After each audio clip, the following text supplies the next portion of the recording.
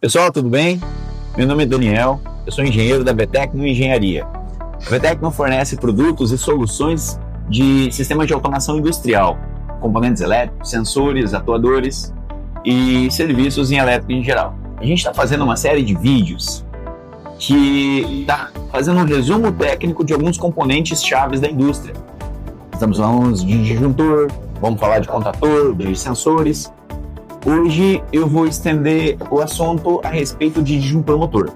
Você sabe quando um disjuntor em caixa moldada ou um disjuntor motor? O disjuntor em caixa moldada usualmente é utilizado para proteções de circuitos em geral, tanto cabos, a gente coloca ele num painel, num QGBT, num painel de distribuição, e ele faz a proteção tanto de cabos como de distribuição. Disjuntor motor, eles são específicos, eles têm ajustes mais sensíveis para a atuação de motores. A gente tem algumas características que diferenciam entre eles. A gente tem o disjuntor mini disjuntor, a gente tem o disjuntor em caixa moldada e a gente tem o disjuntor motor. Quando que a gente usa cada um deles? Bom, vamos lá. O disjuntor motor, o disjuntor em caixa moldada, ele naturalmente é de um preço mais alto. Então, se a gente for ter equivalentes de corrente, ele geralmente fica por uma proteção mais ampla. Sem contar que ele tem também um range de atuação, um range de abrangência maior. Ele pega de 16 amperes até 1.600, alguns modelos até 2.000 amperes. Já o disjuntor motor não, o disjuntor motor ele é mais sensível, ele pega alguns miliamperes até 100 amperes, ou usualmente ele tem um range menor, usualmente até 32 amperes, mas 40, 63 ou 80, 100 amperes. A gente consegue fazer uma sensibilidade, um ajuste de sensibilidade melhor para ele no motor. Então, as proteções que tem, todos eles têm a proteção termomagnética, ou seja, tem o bimetálico, e tem a bobina de acionamento para atuação de curto-circuito. Uma das diferenças já do disjuntor motor, ele tem bimetálicos independentes, então ele monitora literalmente as 3 fases ao mesmo tempo, então ele também tem uma proteção de falha de fase. A gente tem ali as lâminas do bimetálico, conforme ela vai ajustando, conforme ela vai recebendo a intensidade da corrente, ela vai dilatando. Se uma delas está ligeiramente acima das outras, é o suficiente para fazer desarmar o dispositivo, justamente porque ela está identificando que aquela corrente, aquela fase está tendo uma corrente maior em relação às outras. Não chega a ser uma proteção de falta de fase, mas sim, naturalmente, se uma fase está faltando, as outras vão esquentar mais. Então, dependendo do tempo, ela vai atuar.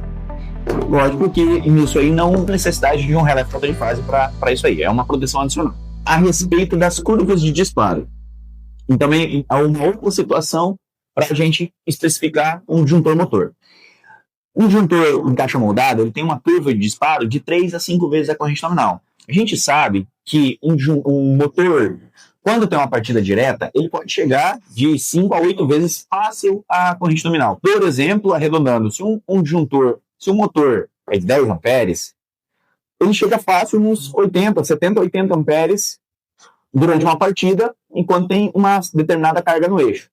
Se você colocar um disjuntor caixa moldada nessa especificação de 10 amperes, ele vai atuar como magnético, ou seja, ele vai identificar essa partida ligeiramente mais pesada como um curto-circuito e vai atuar. O disjuntor motor ele tem essa diferença, ele consegue enxergar partidas de 8, 10 vezes a corrente nominal. Muitos deles são ajustáveis, como uma partida com motor. Então, ele deixa entregar a carga até a curva ceder e entrar na nominal. Essa curva de disparo, a gente está falando da atuação magnética, ou seja, ele identificaria como um curto. Claro, se o rotor está travado, se é um motor com rotor travado, essa corrente extrapola as 8 vezes a corrente nominal. Então, isso aí, seguramente, ele vai identificar que é um rotor travado e vai desarmar. A atuação térmica dele também é mais sensível. A gente consegue ter um ajuste, particularmente esse aqui, eu peguei de 0,63 a 1 ampere. Então a gente consegue, se é um motor que tem a plaqueta lá de 78 miliamperes ou 0,78 amperes, eu consigo fazer o ajuste. Então ele vai deixar literalmente o equivalente a essa corrente passar. Não, vamos supor que é um motor de 1 ampere. Como eu estou com um de 1 ampere aqui, eu vou considerar. Se esse 1 ampere ficar com 1,1 ampere, 1,2 amperes, nota que são 200 miliamperes, é quase nada mais. Porém, por aquele motor é cerca de 20% acima. Então ele vai atuar dentro de 1 minuto, talvez 2, dependendo da curva de disparo, ele vai ter atuação. É diferente se essa corrente chegar a 1,8 amperes, ou seja, já estamos falando de 80% acima. Então a atuação dele será em alguns segundos. A atuação térmica dele será em alguns segundos. Então, internamente dele, eles são iguais, porém a gente consegue fazer um ajuste de sensibilidade mais dedicado. O relé térmico, ele, como o próprio nome diz, ele tem atuação térmica, não tem atuação magnética.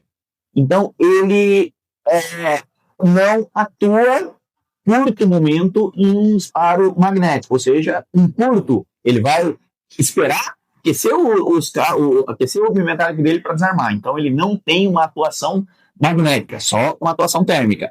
Tem a curva de disparo equivalente ao disjuntor, ele identifica 8 vezes a corrente nominal, assim como o disjuntor motor, porém, ele não tem a proteção magnética, por isso que ele é mais em conta, naturalmente, do que o disjuntor motor. Pode ser acoplado diretamente com o contator, né? Ele tem que ter o acionamento do contator para fazer, e ele atua direto na bobina do contator. Então, uma vez identificado uma anomalia térmica, ele vai abrir a bobina do contator e o contator vai abrir e desligar.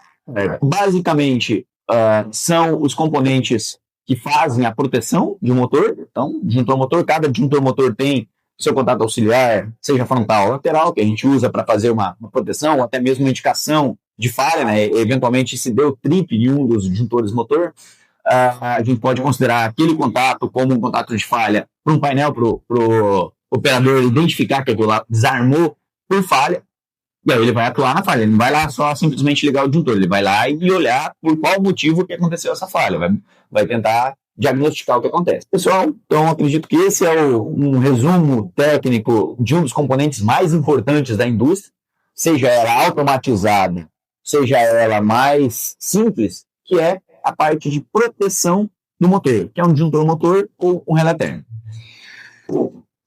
A gente vai fazer outros vídeos explicativos com resumos técnicos. Por gentileza, aí, se vocês tiverem alguma sugestão, desde controlador de fator de potência, analisador de energia, sensor indutivo, capacitivo, rotonível, diversos componentes industriais, ou até mesmo algum outro que eu não citei aqui agora, fiquem à vontade, podem sugerir que a gente vai fazendo esses vídeos conforme. Pessoal, obrigado, valeu. VTEC Engenharia, soluções mecatrônicas para a sua indústria.